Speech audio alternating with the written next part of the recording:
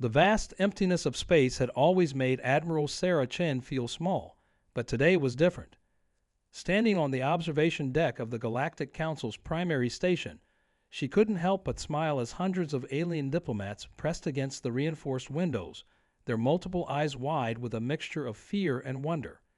In the distance, emerging from the darkness like a predator from the depths, the TSS Hyperion materialized, humanity's first interstellar warship. The massive vessel's arrival sent ripples through the assembled alien delegation. Murmurs in a dozen different languages filled the chamber as the ship's true scale became apparent. At nearly 3 kilometers long, the Hyperion dwarfed even the largest Xeraxian battle cruisers. Its angular, gunmetal gray hull seemed to absorb the light from nearby stars, while rows of plasma cannons gleamed with barely contained energy. "Impossible," whispered High Counselor Vex Thor, his crystalline form flickering with waves of purple anxiety. "Your species only achieved faster than light travel 30 years ago. This vessel, it shouldn't exist." Sarah remembered the day humanity first contacted the Galactic Council. They'd been dismissed as primitives, barely worth noting in the grand scheme of things. The Council had graciously offered Earth protected status, essentially treating them like a nature reserve for developing civilizations. That patronizing attitude was about to change.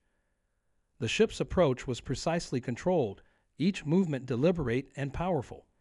This was no clumsy first attempt at spaceflight. This was a declaration. Humanity had not just caught up. They had evolved in ways that defied the Council's careful predictions. The Hyperion represented thousands of years of human innovation compressed into mere decades. "We had a lot of catching up to do," Sarah replied diplomatically, though she couldn't completely hide her pride. "You'll find that humans are particularly motivated when told something is impossible." The ship's command center was visible now, a reinforced bridge protected by layers of advanced shielding technology that even the Council's best engineers couldn't quite understand. The vessel's design incorporated elements from dozens of Earth's cultures: practical Russian engineering, elegant Japanese efficiency, American innovation, and European precision all seamlessly blended together. This wasn't just a warship, it was humanity's statement to the galaxy. Through the window, Sarah could see the alien diplomats' assistants frantically updating their data feeds. The Hyperion's specifications were being transmitted now: fusion-powered engines, gravity manipulation systems, and weaponry that could reduce a small moon to atoms. But it was the classified capabilities that brought a slight smirk to her face. The Council didn't know about those yet, and she hoped they never would. The station's AI announced the docking procedure in its melodic voice, but few were listening. All eyes remained fixed on the approaching vessel. Sarah noticed how the Arxens, usually so proud of their military might, had backed away from the windows. The Centaurians, known for their analytical minds, were busy taking readings with trembling appendages. Even the ancient Valaxians, who had been traversing the stars when humans were still learning to make fire, showed signs of unease. As the Hyperion's docking clamps engaged with a resounding thud that echoed through the station, Sarah straightened her uniform. Captain James Chen, her brother, would be leading the first delegation off the ship. The Council was about to learn that humanity's admission to the galactic community wasn't just a formality. It was the beginning of a new era. The airlock cycle began its sequence, and Sarah could feel the tension in the room rise to almost unbearable levels. The Council was about to discover something that Earth's history had proven time and time again. Underestimating humans was always a costly mistake. As the airlock doors began to part, Sarah wondered if they were truly ready for what was about to emerge. The airlock hissed open to reveal Captain James Chen, flanked by his senior officers. They stepped onto the station with the practiced grace of those accustomed to varying gravity environments. Sarah noticed the subtle reactions from the alien delegates, the way they flinched at how smoothly the humans moved, how naturally they adapted to the station's artificial atmosphere without the usual disorientation that affected most species. James caught his sister's eye and gave an almost imperceptible nod. They'd rehearsed this moment countless times, but the reality was far more satisfying. The captain's uniform, a sleek dark blue design with silver trim, represented everything humanity had achieved. Each medal and insignia told a story of human perseverance, of battles won not just against alien threats, but against the very laws of physics that had once bound them to their home world. Esteemed members of the Council, James's voice carried across the chamber without effort, thanks to the station's acoustic enhancement field. We appreciate your welcome, though I note some surprise at our arrival. Perhaps we should discuss the terms of our protected status. The last two words carried just enough emphasis to make several council members shift uncomfortably. High Counselor Vexthor moved forward, his crystalline form now pulsing with diplomatic blues and greens. Captain Chen, surely you understand our concern. The Hyperion's capabilities exceed anything outlined in our previous communications. The energy readings alone suggest technology that... He paused, his translator struggling to find the right words. Technology that shouldn't be possible for primitives like us.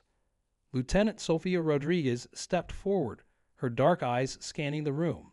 The holographic displays embedded in her neural interface flickered briefly, collecting data on every species present. Humanity has learned much in 30 years, Counselor. We're quick studies. The gathered aliens watched as more of the Hyperion's crew emerged.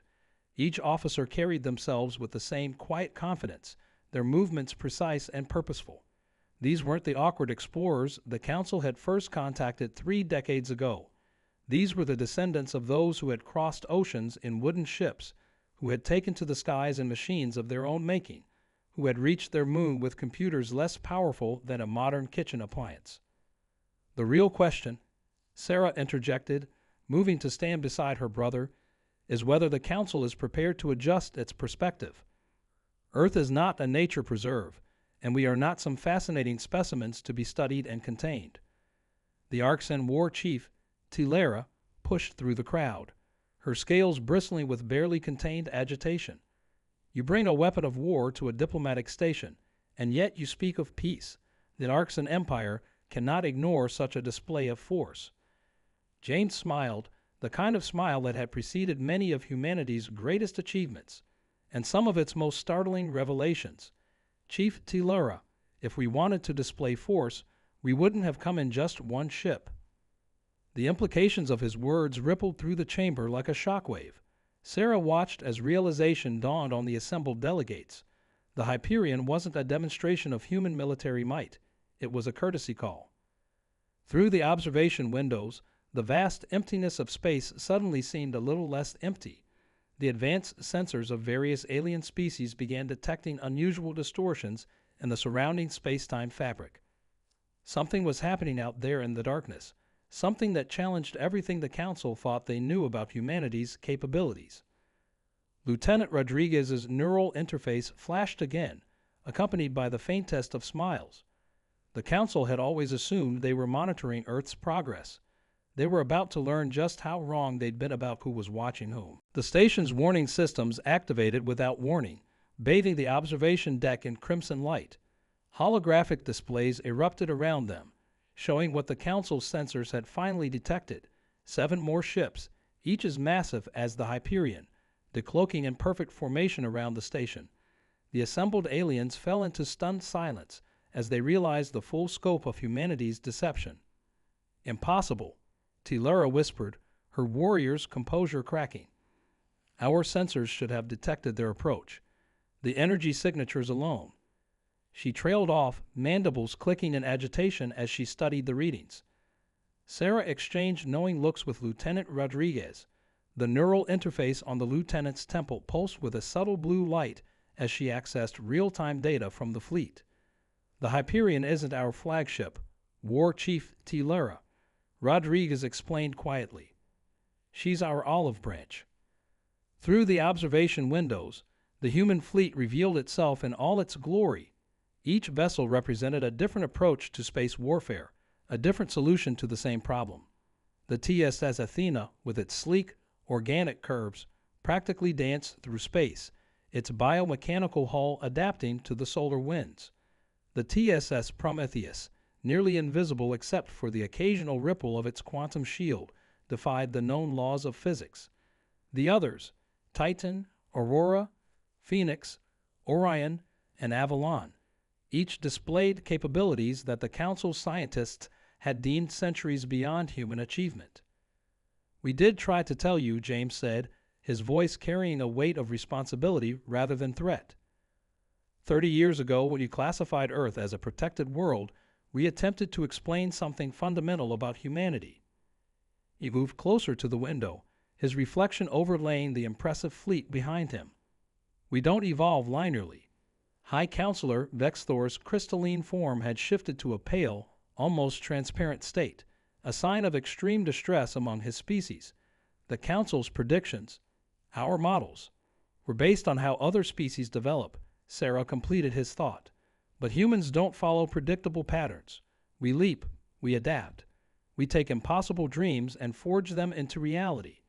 The station shuddered slightly as another ship emerged from hyperspace, this one different from the others. Even the human officers straightened their postures as the massive vessel came into view. Its hull bore the scars of recent construction, evidence of humanity's relentless drive to push beyond known limits. Lieutenant Rodriguez's neural interface flickered rapidly as new data streamed in. Her eyes widened slightly. This wasn't part of the planned demonstration.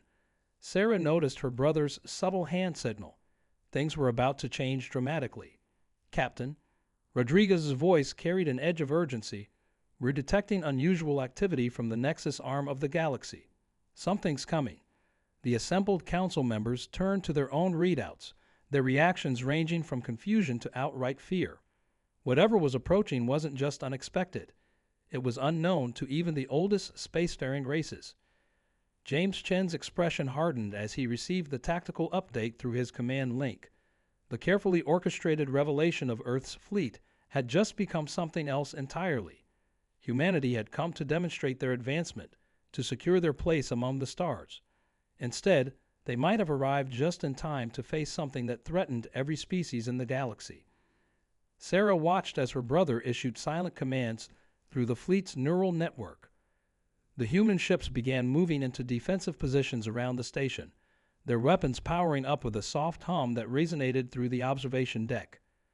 The aliens watched in a mixture of fear and fascination as humanity's warships, seconds ago a source of diplomatic tension, transformed into a protective wall between them and the approaching unknown. "Council members," James announced, his voice carrying the authority of someone who had prepared for this moment without knowing it would come, "I suggest we postpone our discussion of Earth's status. We may have a more pressing situation to address." The tactical displays showed something massive emerging from hyperspace, something that made even humanity's impressive fleet seem small in comparison. Lieutenant Rodriguez's neural interface pulsed red, a warning signal that Sarah had never seen before. Whatever was coming, it was about to change everything they thought they knew about their place in the universe. The massive object emerging from hyperspace twisted reality around it, distorting the very fabric of spacetime. As it fully materialized, even the hardened human officers fell silent. The vessel, if it could be called that, was organic and geometric at the same time, its surface shifting like liquid metal yet structured like a crystalline lattice. It dwarfed the entire human fleet, stretching nearly 20 kilometers from end to end. "That's impossible," Lieutenant Rodriguez whispered, her neural interface struggling to process the readings. "The energy signature. It matches the artifacts we found on Mars." Her words sent a ripple of shock through the alien delegation. The council members exchanged alarmed glances. They had never known about any artifacts on Mars. James Chen's jaw tightened as he accessed the encrypted files through his command link. "Sarah, remember Project Phoenix?" His sister's eyes widened in recognition.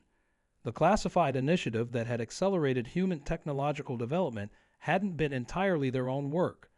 They had reverse-engineered something ancient, something left behind by visitors who had come to Earth long before recorded history. The station's AI blared another warning as the massive vessel released smaller objects, hundreds of them, each the size of a small shuttle. They moved with impossible precision, arranging themselves in a pattern that Rodriguez's neural interface immediately recognized. "Captain," she called out, her voice steady despite the gravity of the situation. "They're forming the same symbol we found carved into the Mars caverns." High Counselor Vexthor's crystalline form began resonating at a frequency that made the observation deck's windows vibrate. "The precursors," he whispered, his translator struggling to convey the ancient term. "But they vanished eons ago, leaving only myths and warnings." "Not warnings," Sarah corrected, pulling up classified Earth documents on the main display. Instructions. The artifacts weren't just technology. They were a message, meant for whoever would face this moment. The display showed images of the Mars caverns, covered in symbols that perfectly matched the pattern forming in space before them. The human fleet's neural network suddenly lit up with activity. The 8 warships moved in perfect synchronization, their positions mirroring the pattern of the smaller alien vessels. Lieutenant Rodriguez's interface flashed with understanding.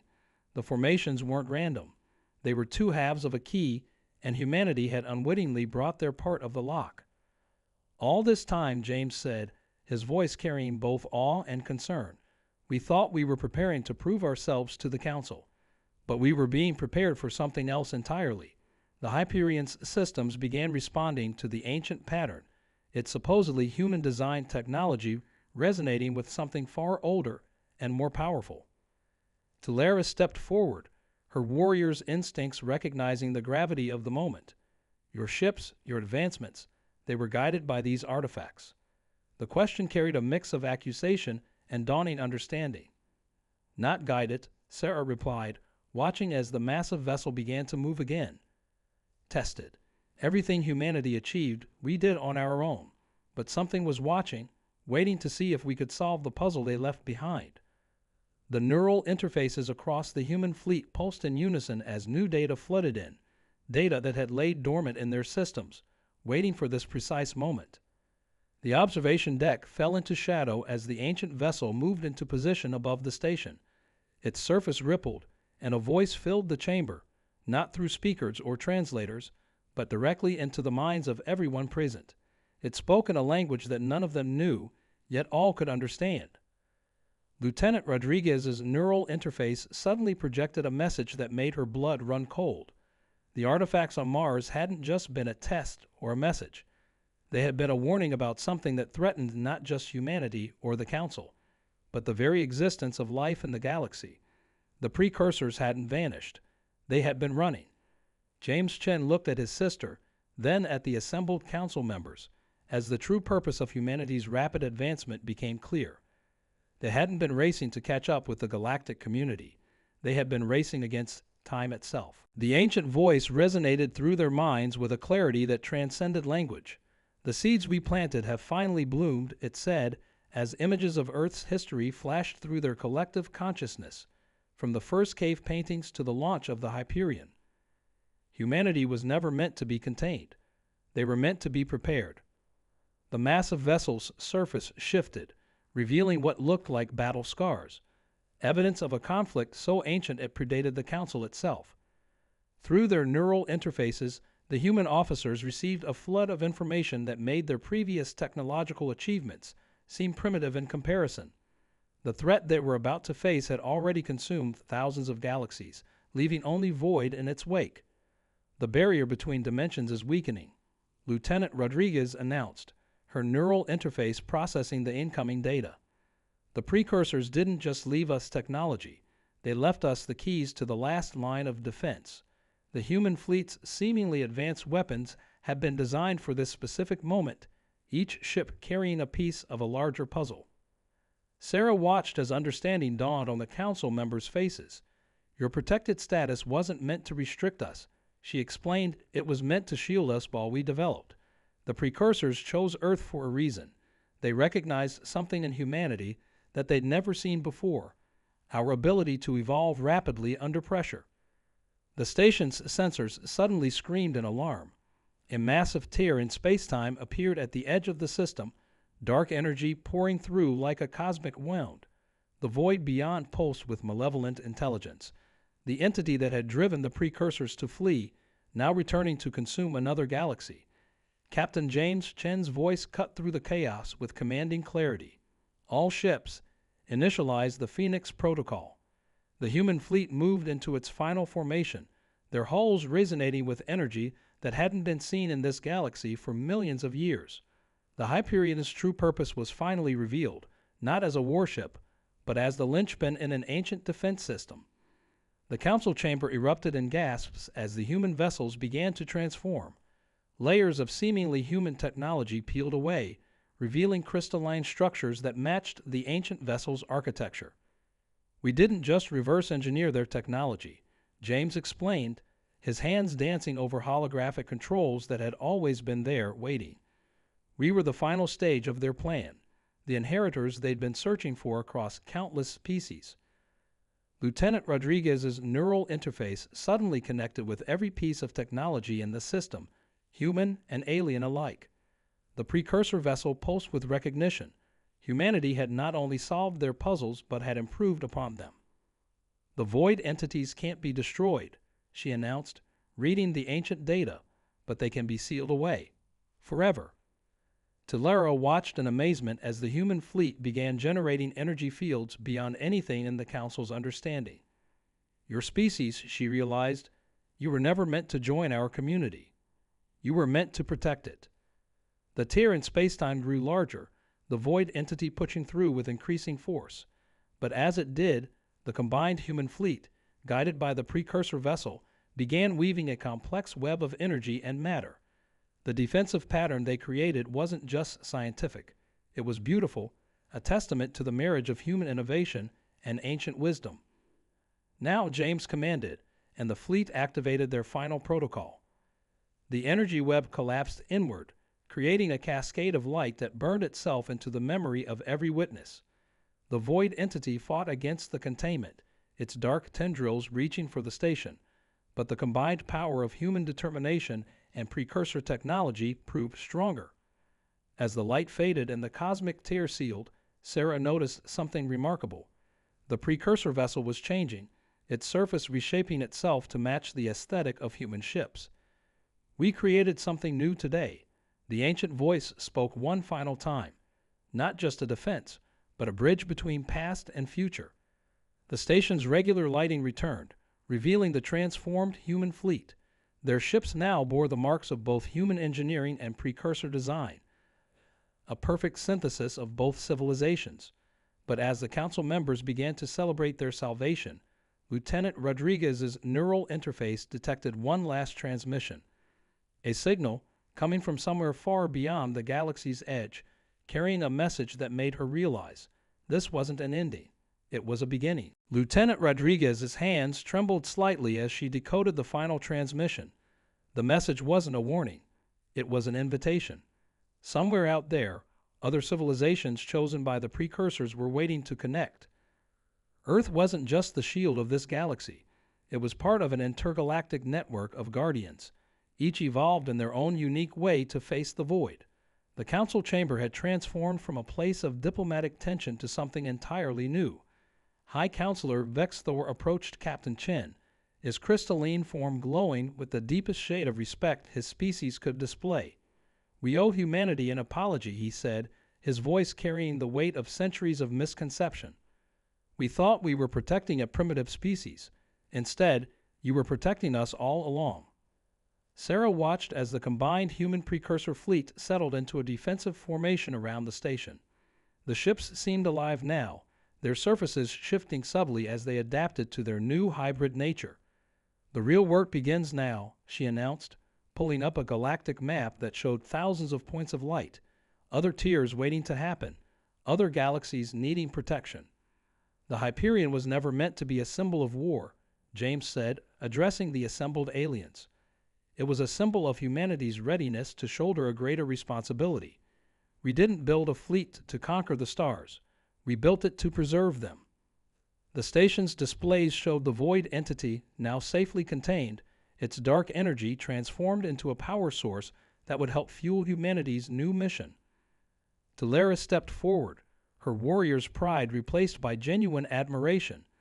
"The Arxan Empire offers its full support to Earth's forces," she declared, triggering a cascade of similar pledges from other council members. The galaxy's most advanced civilizations, once skeptical of humanity's rapid rise, now understood that cooperation wasn't just diplomatic, it was essential for survival. As the council members began coordinating with human officers, sharing resources and technology, Lieutenant Rodriguez received another signal through her neural interface. The precursor vessel was detecting similar transformations happening in distant galaxies, other chosen species reaching their moment of revelation, their own fleets evolving to face the void. Humanity wasn't alone in its guardian role. They were part of a cosmic web of protectors, each bringing their unique strengths to the eternal vigilance. "You know what this means," Sarah said to her brother, watching as human and alien crews began working together seamlessly. "Every advancement we make, every innovation we create, it's not just for Earth anymore. We're building the future for all species." James nodded, his eyes fixed on the vast expanse of space visible through the station's windows. The stars seemed different now, not just points of light, but beacons to be protected. "That's always been humanity's greatest strength," he replied. "We don't just face challenges. We transform them into opportunities for growth." The station's eye announced the arrival of more council ships, bringing scientists and researchers eager to collaborate with Earth's teams. The age of separation was over. Humanity's dramatic revelation had catalyzed something unprecedented. A true galactic alliance, born not from political necessity, but from a shared commitment to life itself. Lieutenant Rodriguez's neural interface pulsed one final time, showing her a glimpse of the path ahead. The void entities weren't the end of the story. They were just the beginning. Somewhere out there, other guardians were waiting to connect, to share their knowledge, to join forces in the greatest adventure humanity had ever undertaken. As the combined fleet prepared for their first joint mission, Sarah realized that the universe had just become both larger and smaller, larger in its infinite possibilities, but smaller in its unified purpose. The stars weren't just humanity's destiny anymore. They were their responsibility. And for the first time in galactic history, no species would have to face the darkness alone.